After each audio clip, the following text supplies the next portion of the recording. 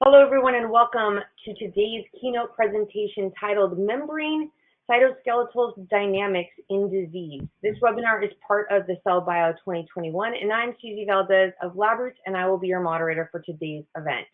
Today's educational web seminar is presented by LabRoots. So let's get started.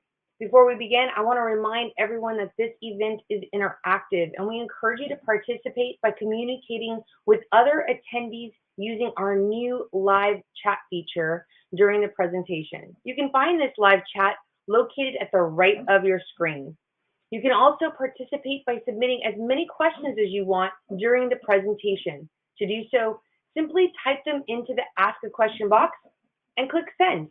We'll answer as many questions as we have time for at the end of the presentation. Now, if you have any trouble seeing or hearing this presentation, please click on the help desk located at the bottom of your screen within the navigation bar or from the lobby. Now, as a reminder, this presentation is educational and offers free continuing education credits. Click on the continuing education credits link located in the abstract window below the presentation window and follow the process to obtain those credits. Without further ado, I now present today's keynote speaker, Dr. Mark McNiven, a George M. Eisenberg Professor of Biochemistry and Molecular Biology and the Director of the Mayo Center for Biomedical Discovery. For a complete biography of our speaker, please visit the Biography tab at the left of your screen. Dr. McNiven, welcome. You may now begin your presentation, sir. Okay, well, thank you all for having me. I appreciate the honor of being able to talk to you today. And the talk will have three parts that's focused on the role of membrane dynamics in the cytoskeleton in metastatic invasion in cancer, fatty liver, and how some of these dynamics can regulate mitochondrial genomic stability, which also has a disease relevance. Before I start, I know it's been a long year and a half for all of us, and I look forward to meeting you in person at some time. I was just telling the group that we just had 3 meetings canceled in the last 24 hours, so things are still pretty locked down as far as our business goes. But I appreciate you attending this, and I look forward to any questions you might have. So, let's see. I wanted to start out with the metastatic invasion portion, and understand that my cursor, you don't see my cursor, so I don't really have a pointer, and so I'll have to maybe take a little extra time to guide you through slides rather than doing it visually with a pointer. So I hope that works out okay. And this work was spearheaded by 3 people in the lab, student Kevin Burton and 2 longtime colleagues, Hong Kao and Gina Residlo. And essentially, we're interested in metastatic invasion because it's important. If you look at the cartoon on the left, you can see the central problem of a primary tumor that will disseminate and migrate away and invade into a blood vessel and get transported to distal sites, distal organs, and grow there. And of course, if we could prevent this, the surgeons could cut out the tumors and throw them away. The problem is that they spread throughout our body. And a short video clip of some pancreatic ductular adenocarcinoma cells that we have in the lab in a chamber that I'll play here, in which you can see after we add some epidermal growth factor, the cells will migrate from the right towards the left and fill the chamber. So this happens over 12 hours, but you can imagine with this mutagenic response that over days and weeks and years that these tumors could progress and migrate to distant sites. And we're also interested in understanding how, not only how they migrate, but how they degrade matrix and remodel their stroma.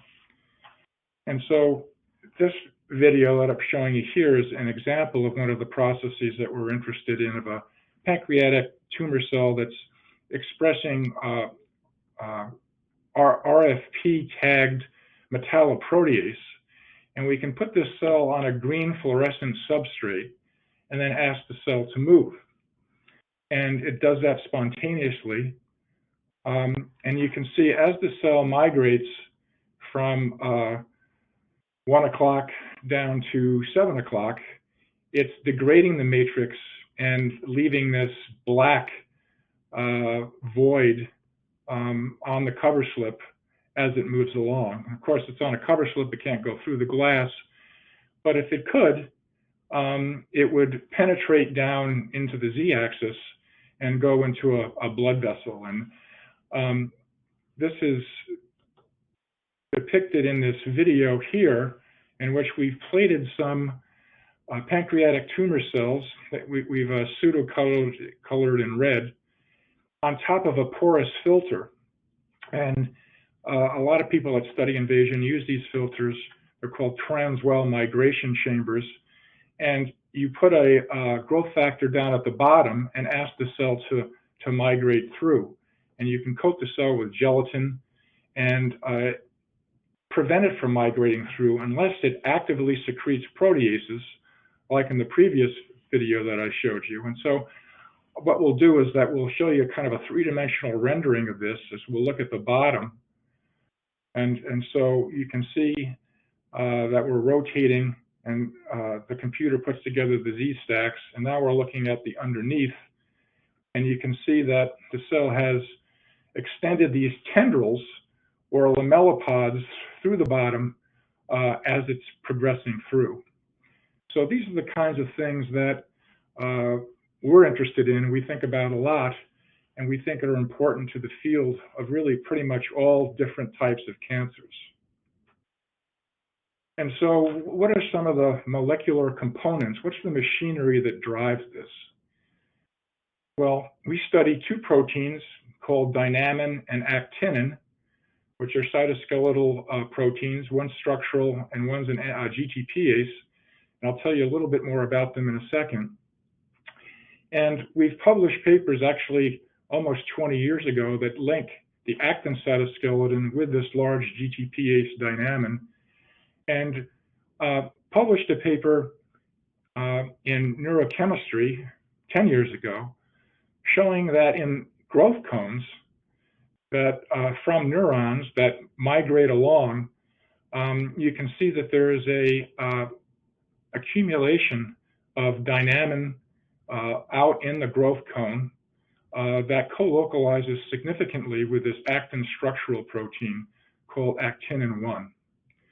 And so this co-localization suggests that the two proteins interact and might somehow support the migration of growth cones during development.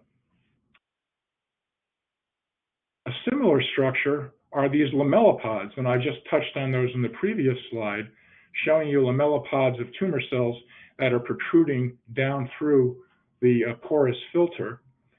And we kind of view lamellopods as the structural equivalent from a tumor cell to a growth cone of a neuron. And again, if we look at the two proteins, Actinin-1 and Dynamin-2 in this lamellopod, you can see a pretty convincing co-localization. And so we thought that it would be important to understand how these proteins might interact together and support tumor cell migration.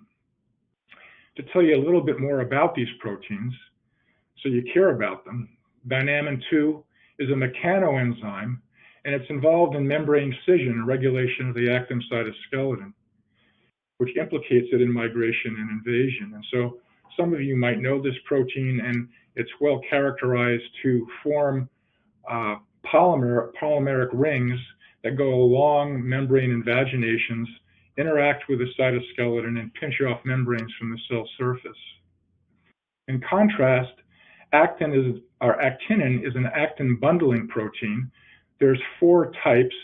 The non-muscle form in tumor cells are Actinin-1 and 4, and has also been implicated in migration and invasion.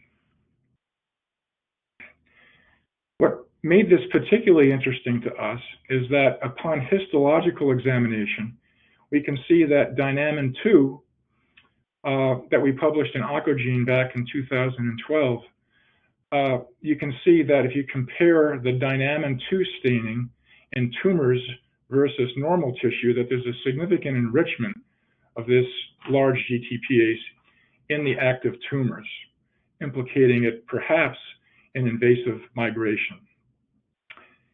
Also, if you look at the right, the actinin protein, actinin 4, is also markedly upregulated in the ducts of this pancreatic cancer.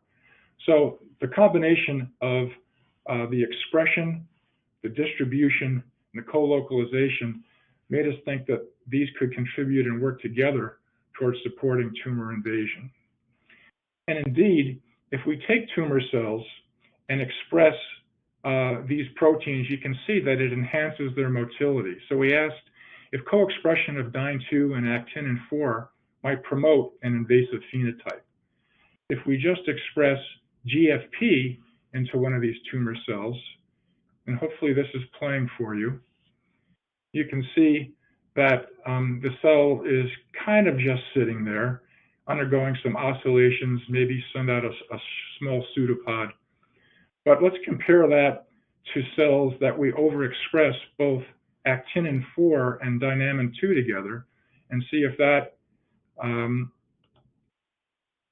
changes their motility. So let's look at this cell expressing both proteins. And while the cell without any kind of chemochemical gradient doesn't really migrate, you can see how much more pliable and dynamic the cell is, sending out these weird structures and then constricting, almost kind of breaking in half. Let's look at this cell over here, which is also crazy dynamic, moves, pinches. It's not a productive motility, but it clearly is dynamic. So this kind of supports that these two proteins contribute to cell dynamics. So we asked biochemically if these two proteins might interact and did kind of standard biochemical assays using in vitro pull-down assays to see if they might interact. And you can see that actinin 1 GST will interact with Dynamin 2. Again, I can't point to these things to help you along, but I'll just describe them. So in order to see if we could disrupt this interaction in living cells, it was important to map the interaction sites. And so the cartoon at the upper right shows you the different domains of the actinins and of the dynamins.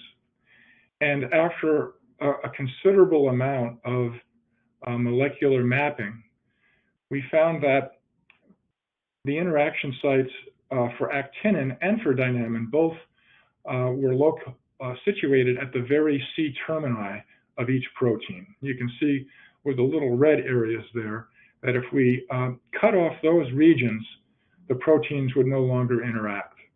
So this enabled us to then perform knockdown experiments in the tumor cells and then re-express either wild type or deletion mutant proteins and see if that has an effect on different criteria. These domains happen to represent the very C terminal, about 28 to 31 amino acids. And so what are the criteria we're going to use with these mutants? We're going to test 3 invasive parameters: cellular 2D migration, which you saw in the very first movie, stromal remodeling, and transwell migration, which I gave you examples of in the subsequent movie. So let's go ahead and express actinin 4 and dynamin in cells and then trace their pathways on a 2-dimensional glass slide and see how they're altered. So we look at actinin, and there's 4 diagrams there in which we used ImageJ software to map and trace the distribution of the cells over time. And you can see that in the upper left, the non-targeted knockdowns, the cells are moving around. There's long squiggle lines. Each squiggle line represents a cell moving. But if we look down at the upper right, there's less movement when we knock down actinin. We can rescue it when we express wild-type actinin-4, but not when we express the C-terminal deletion that prevents it from interacting with Dynamin. And then this is quantitated in the bar graph down below. We can do the reciprocal experiment of expressing or knocking down Dynamin 2. You can see that under C there, the non-targeted SIs, the cells are moving along pretty well. We knock down Dynamin, we attenuate the movement, and we can't rescue that with the C-terminal truncation of Dynamin. So this suggested that this structural interaction between the two proteins is a functional one and contributing to migration. Our next parameter was invadopodial matrix degradation, and tumor cells extend these tendrils down into the matrix that will secrete metalloproteases, as I was telling you before. And if we look at cells stained for actinin or actin, you can see these invatopodia as these punctate spots that go around the cell. And if we knock down actinin and compare how much gelatin degradation, that's at the bottom of the images there, you can see, like that movie I showed you before, that there are a series of punctate invasive spots in which the proteases have degraded the matrix, leaving the dark circles, but the knockdown of the Dynamin or of the actinin-4 and trying to rescue it with a mutant didn't work. And then we quantitated these with the actinin-4 mutant rescues or the Dynamin-2 mutant rescues. You can see in the bar graphs on the right showing that the wild type could rescue degradation, but the mutants were only about 20% active as far as matrix remodeling, suggesting that, again, this cytoskeletal interaction with motility and invasion appears to be important. And finally, as I showed you in that 3D rendering of cells that were migrating and protruding down through a filter, we asked if this interaction is key for invasive migration through Transwell assays.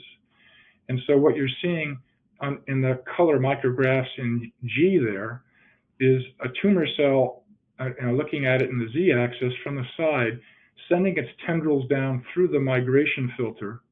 But then with the delta C mutation of actinin, you can see that the cells are really up on top and not protruding through. And so we can look at the bottom of these filters, again, expressing after the knockdown GFP wild type proteins or truncated proteins, and you can see that there's just not much of a rescue with the mutant compared to the wild type. So why do we think this is important?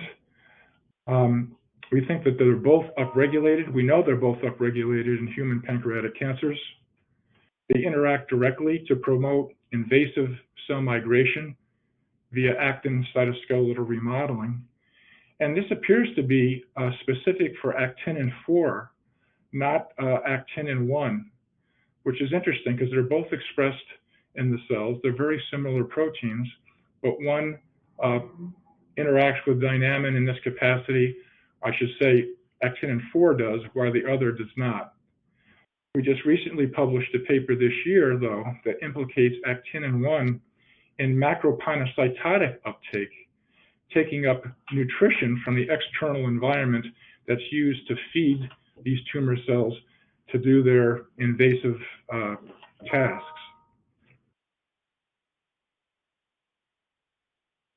And it appears that this actinin-1 actually is on macropinosomes, not only helping them internalize, but help them form actin tails and comets, which we showed that Dynamin was capable of doing back almost 20 years ago.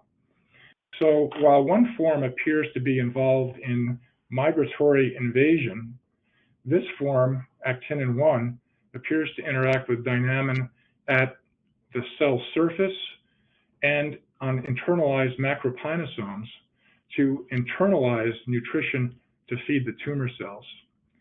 And how the dynamin might discriminate between the two types of actinin, and how the actinin knows to go to, or type 1 go to macropinosomes while type 4 goes to Invadopodial, is something that we're trying to figure out.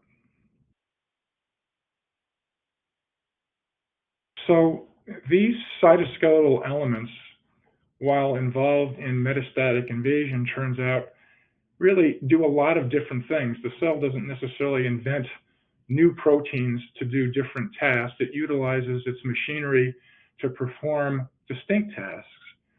And one of the things that we are interested in is we study both the liver and the pancreas. Our lab is in a division of GI at the Mayo Clinic. And this group of two postdocs, Ryan, Micah, and two senior techs, colleagues, Eugene and Sean, were interested in how this membrane cytoskeletal machinery might participate in hepatic diseases. And what do we think about in this regard? Well, we're an obese society. I think I just heard on the radio this morning that we're actually more obese as a country today than we thought we were, based on the statistics 5 years ago. About 40 to 50% of us are considered clinically obese.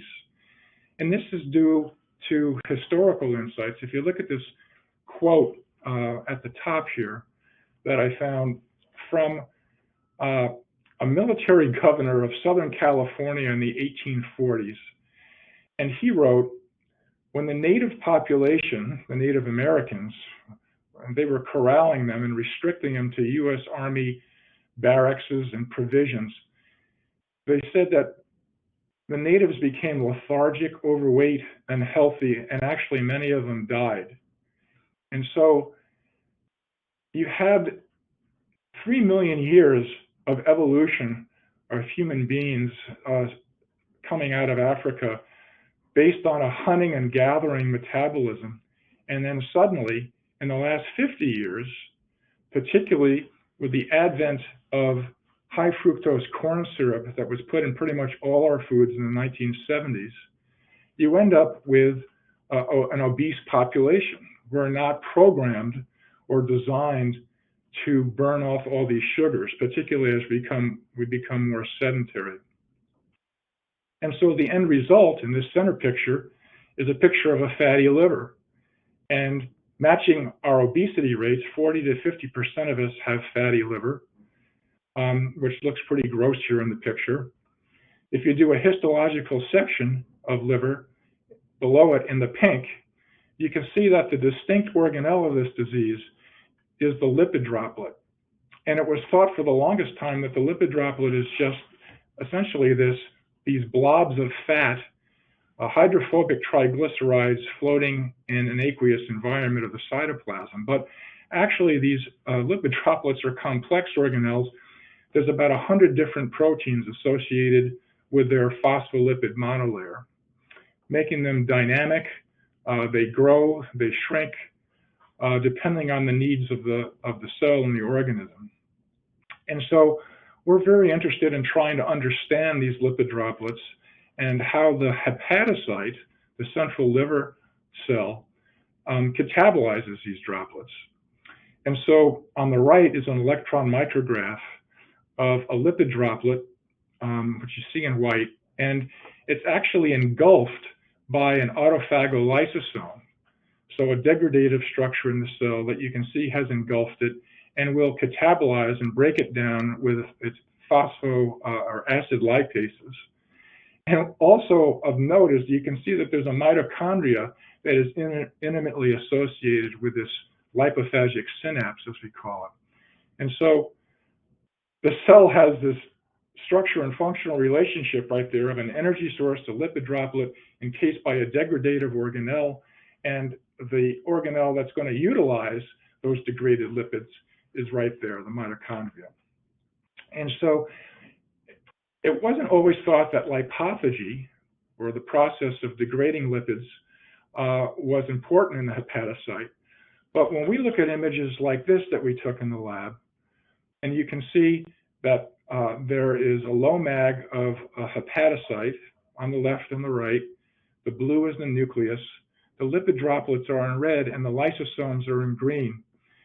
And while there's some contact of the lysosomes around the lipid droplets in DMSO-treated cells, if we treat the cell with an acid lipase inhibitor called Lilostat for overnight or for a day, you can see that almost all the lipid droplets end up being internalized within the lysosome, because the lysosome can't degrade them, and it provides a block, so anything that gets in there doesn't get degraded. And you can see how intimate this association is. So these are the things that we're interested in trying to understand how the liver cell degrades these. And what we saw upon electron microscopic examination was that there appeared to be a size-based subpopulation, suggesting that there were different catabolic processes. If we look on the left, there's large lipid droplets. On the right, very small ones, and those are internalized inside of lysosomes. You can see with the red pointing to the little lipid droplets and the yellow arrows pointing to the lysosomes. And we did statistics on these, and indeed, we're convinced that large lipid droplets just were not getting within the lysosome, probably because of size-based exclusion. So Micah Schott and Sean Weller in the lab tested the hypothesis that lipolysis using soluble lipases in the cytoplasm and lipophagy with the action of a lipophagic organelle works sequentially to target large and small lipid droplets for catabolism. And I won't go through the data because it actually took a long time to figure this out, and it kind of sets the stage for what I'll show you in the next couple of slides. But this cartoon should summarize it, in that you have this large lipid droplet, and in the left you can see there's ATGL, or a adipocyte triglyceride lipase, and it will actually work on the lipid droplet to shrink it, because the autophagic membrane, the curvature of the lipid droplet is just too broad for the autophagic membrane to encompass it. So you can see the autophagosome can't form, and the lipase works on the lipid droplet to shrink it down to a size that then the autophagosome can bind and encompass it, allow the lysosome to dock to the autophagosome, and then you get degradation of the final component of the lipid droplet. So lipolysis appears to precede lipophagy. But what kind of lipophagy is this? Why do we ask that question? Well, when we do electron microscopy on the hepatocyte, as I mentioned, we saw small lipid droplets residing within lysosomes and late endosomes that you can see here in the blue arrows. The thing that we noticed was that the lysosomes, or the structures with which the lipid droplets reside, are single membraned, suggesting this is not a conventional canonical autophagic structure. Off to the right there, you can see in the same cell, I think, we're able to see mitophagic structures of conventional autophagy, or mitophagy in this case, and you can see that there's a double membrane around the mitochondria. Not so for the lipophagy. So we asked how this interaction might occur. And so Ryan Schultz in the lab made some very nice observations that there are transient lipid droplet lysosome interactions going on in the hepatocyte. So if I play this movie for you of green lipid droplets and blue lysosomes, you can see that the lysosomes are kind of tickling around some of the lipid droplets, particularly the one at the right. Interestingly, the large one on the left, they seem less interested in, suggesting that different lysosomes might have different types of interactions or with lipid droplets. But Ryan quantitated these, and you can see in the quantitation graph on the left that most of these interactions are ephemeral and short-lived, just seconds. But off to the far right of the graph, you can see there was a subpopulation that some can last for 2 to 4 to 5 minutes, suggesting that there was a longer lasting interaction there. And so we were able to quantitate these interactions by making a chimeric fluorescent reporter protein. And you can see in the cartoon there, at the very top of the cartoon, there's RFP tagged to GFP tagged to a lipid droplet protein, periolipin-2. And so this will decorate the outside of the lipid droplets and fluoresce yellow because there are red and green emittents. But once the lysosome bites off a piece of the lipid droplet and integrates or internalizes this chimera, the acidic pH will quench the green and you'll get red. And so you can see in this time series at time 0, there's a blue lysosome that comes in, pinches off a piece of the lipid droplet, and then over time, you can see fluoresces red in the center there because it's internalized the reporter, which has now quenched the green and the red emittance predominates. So we can use this to measure these types of interactions and suggested that there is indeed lysosomal lipid droplet direct interactions. So we wanted to look at these by the electron microscope. And what we saw was kind of revealing.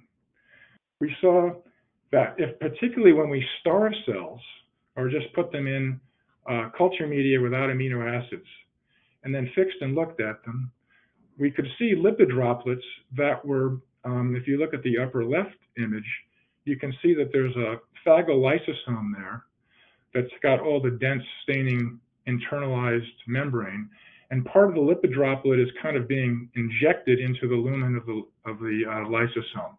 The same down in the lower left. If you look at the larger micrograph on the right, you can see one lipid droplet that's, or several, that are being attacked by multiple lysosomes at the same time, kind of biting them off. Again, not forming autophagosomes, but appear to be a direct lysosome lipid droplet interaction. And we can quantitate these. It took us a lot of work to do 20 to 30 cells under different conditions. And you can see that when we starve the cell, that these profiles and interactions are greatly enhanced. They're hard to find under cells under normal conditions. So we then wanted to see if we could actually observe an exchange of lipid in live cells. And you can see that based on the micrographs that I showed you, we think that there's two kinds.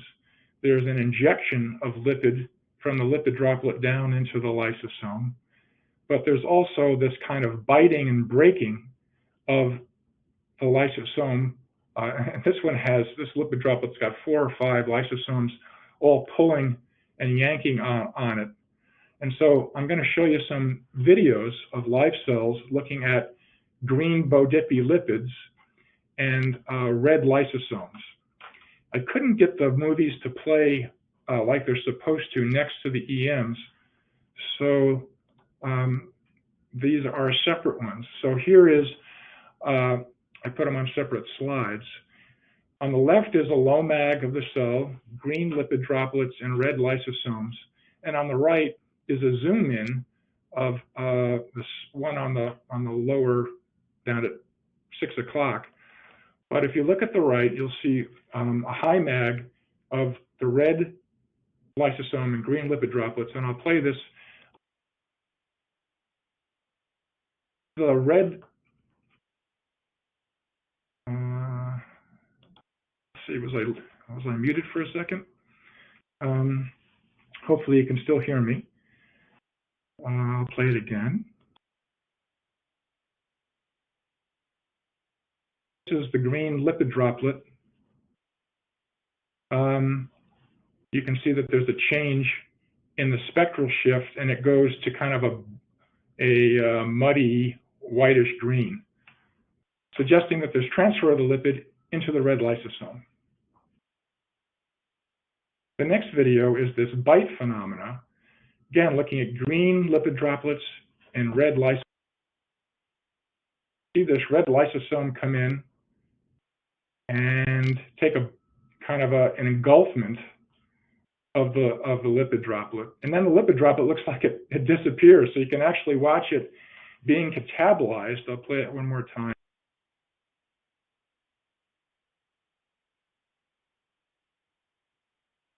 There.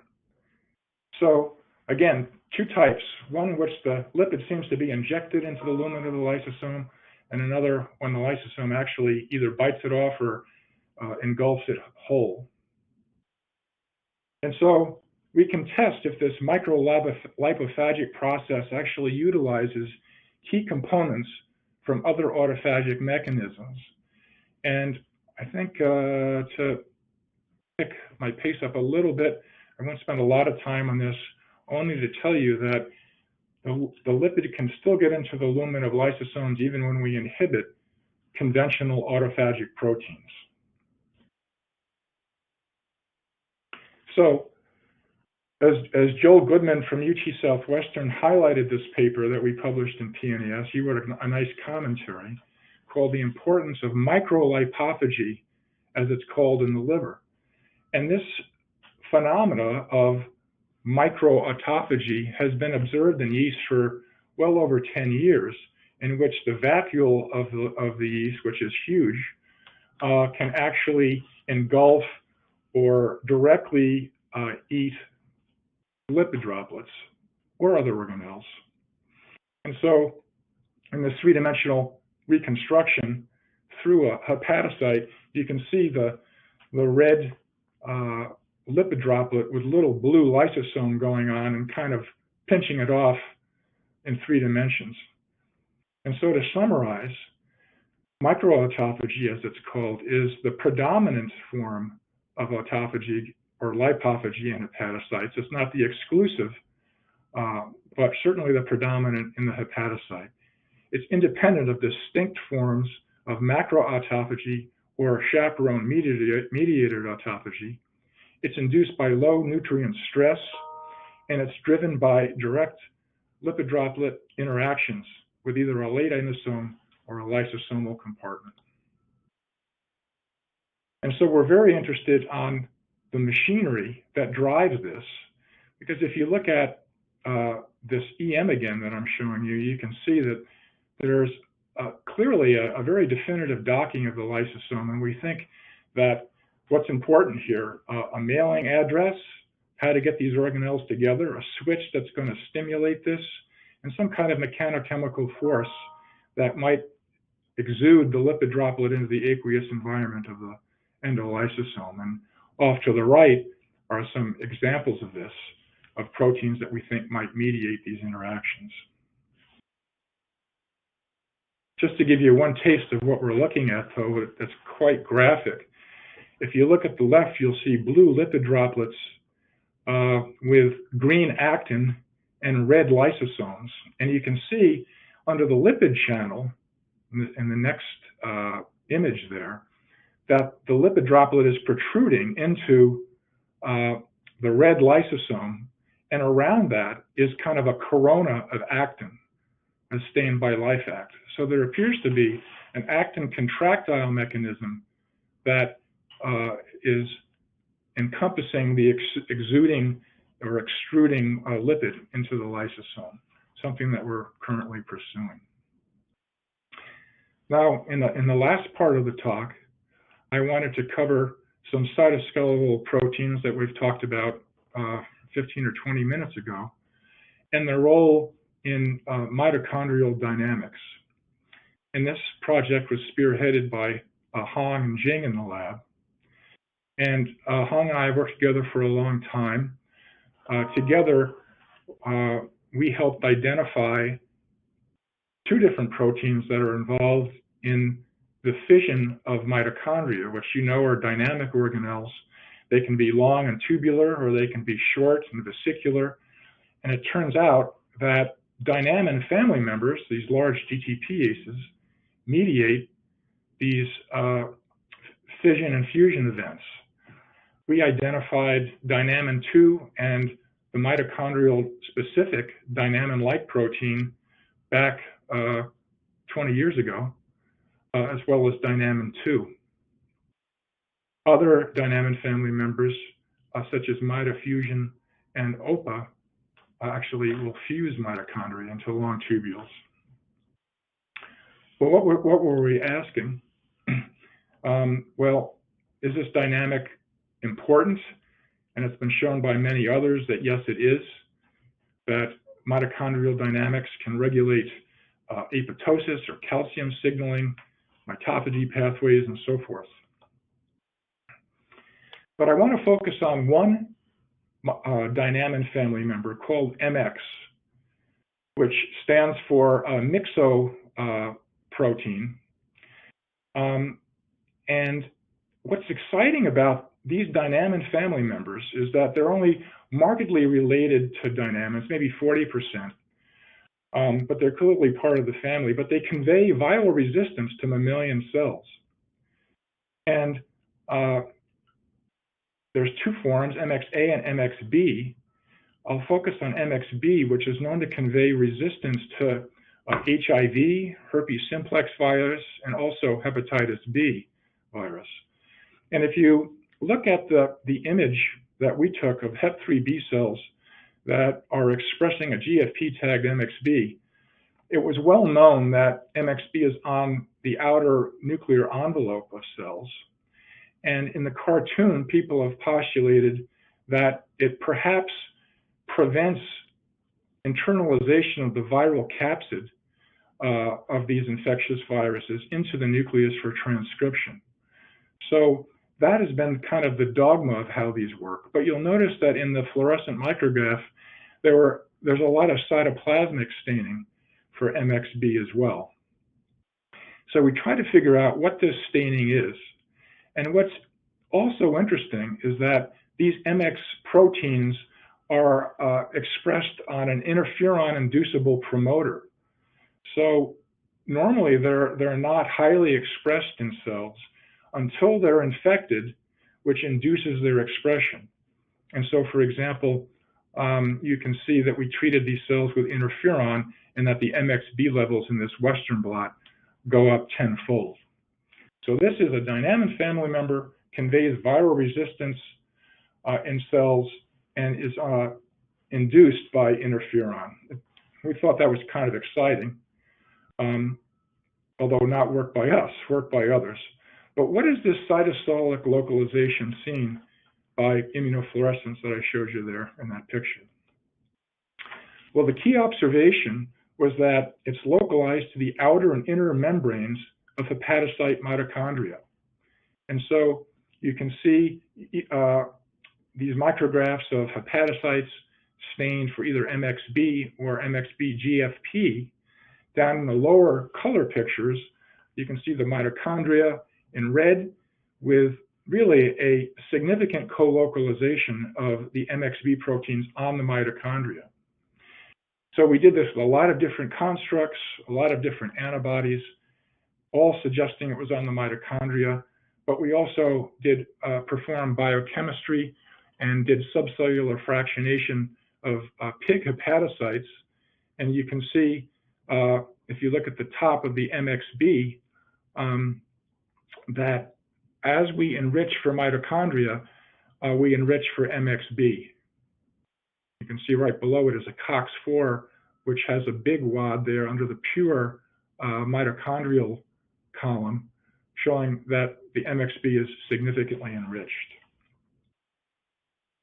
So, okay, there's this Dynamin that's interferon-induced, that's on mitochondria. Does it change mitochondrial morphology if we alter the expression of MXB? So we did both SI and short hairpin knockdowns. In this image, I'll show you that cells expressing a GTPase defective mutant of MXB display reduced staining of intercristae. And you can see that if we look at mitochondria stained for COX-4 and MXB, here's a cell that was transfected.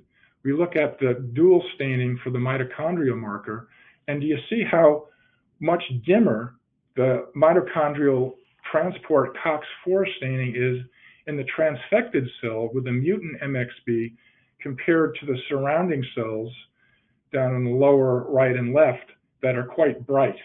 So that confused us until we went ahead and did some electron microscopy to see if the structure of these mitochondria were altered in the mutant Dynamin cells.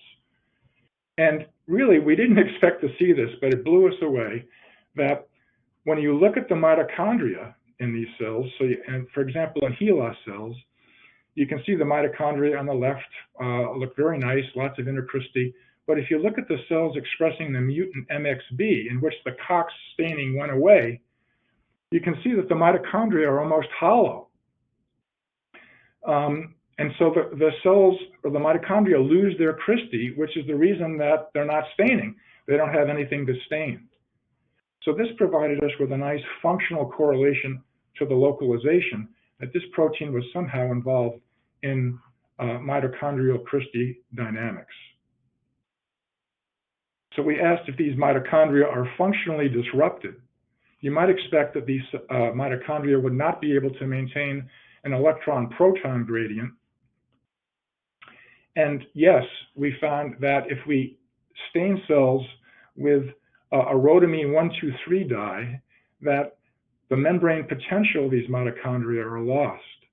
So this is a dye that is incorporated into mitochondria based on the proton gradient, and we can, under control cells, just express a cherry vector, which are in cells there. And you can see down below that, the rhodamine 1,2,3, all the cells have brightly stained mitochondria because they've taken up the dye. But off to the right, in the right column, is the MXB GTPase mutant. And you can see 2 or 3 cells there with the astraces that have been transfected with a mutant. And then if you go down below and look at the rhodamine channel with the astraces, you can see the cells are dark. So these cells are unable to have mitochondria that can intercalate this dye, suggesting that they're dysfunctional. And so we looked at a lot of cells under different experiments, and you can see the quantitation on the right showing the difference in the activity of the mitochondria.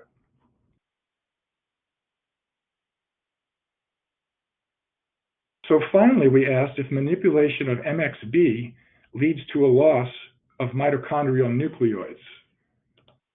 What are these nucleoids? Many of you might know that mitochondria have their own genome, assuming that this was when they were independent organisms back millions of years ago.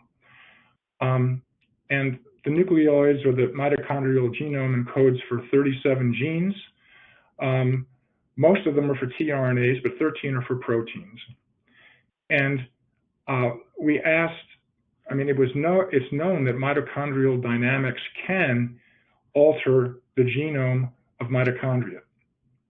And so what we did was to, as you can see in the image here, express either vector alone or knock down MXB with short hairpins, or express the mutant K40, or the K to A mutant in the MX. And what I hope you can see that in the controls, that the green nucleoids, so we just stained for DNA, which will stain the nuclear DNA as well as the mitochondrial nucleoids. You can see the red mitochondria with these kind of cute little green nuclear stains superimposed on them. But off to the right, if you look at the cells in which the MXB has been disrupted, you'll see that not only are the mitochondrial fragmented, like I showed you before, but that the nucleoids are pretty much in the cytoplasm, that there's some co-localization, but not nearly as much. And so the quantitation down below shows first the percent of green mitochondrial spots that superimpose over the red mitochondria and or do not superimpose. So you can see that as the number goes up, there's more and more green dots that are in the cytoplasm and not overlapping with the red mitochondria. On the right, we can do PCR for cytoplasmic mitochondrial DNA, and you can see that this is significantly changed as well by the cytoplasmic mitochondrial DNA copy number, which is markedly increased when we knock down MXB. So it appears that altering MXB levels in cells results in a fragmentation of the mitochondrial genome with an increase of mitochondrial DNA, something that we don't really understand. So why are we excited about this study? It's a Dynamin protein that's induced by viral infection based on interferon levels in the cell. And we didn't know much about mitochondrial and innate immune responses, but we've been reading heavily on this by these reviews published by Sankar Ghosh and his colleagues. And indeed, it appears that, and this is the last slide that I'll be showing you, that mitochondria will release their genomes in response to either bacterial or viral infections. So the cell can sense when prokaryotic genomes are released in the cytoplasm via this cGAS pathway. And you can see by the cartoon, it's not our cartoon, this is from Riley and Tate, that not only does the invasive virus induce cGAS activation, but it's potentiated by then release of the mitochondrial genomes. And so this can then lead to the STING pathway and activate transcription factors, which will increase type 1 interferon and potentiate the innate immune response. So we're quite excited about this as a novel pathway and a new function for this MXV protein and how it might convey viral resistance to these viruses that plague us.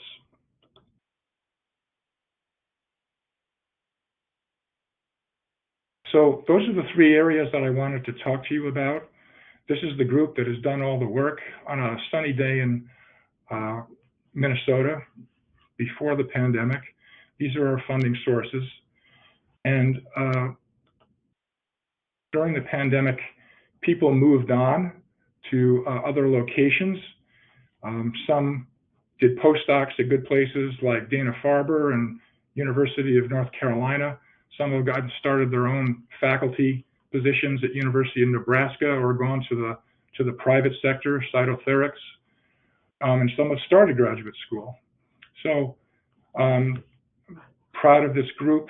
It's also my way of telling you that while it was hard to hire during the pandemic, that we do have positions if any of these areas of study are of interest to you. And I appreciate your attention, and thanks for having me.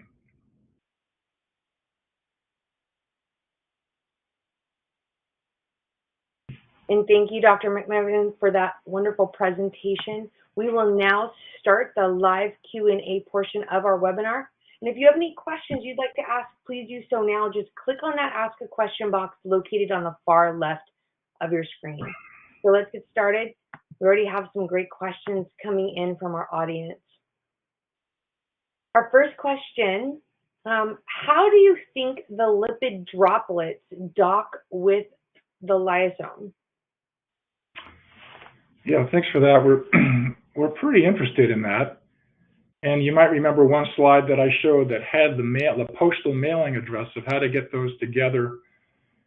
And we think that it's a biophysical problem because you have this monolayer of phospholipids around a very hydrophobic triglyceride content with a lysosome with a bilayer with an aqueous inside, and somehow those two are going to need to get together and fuse and open up to have one envelop the other.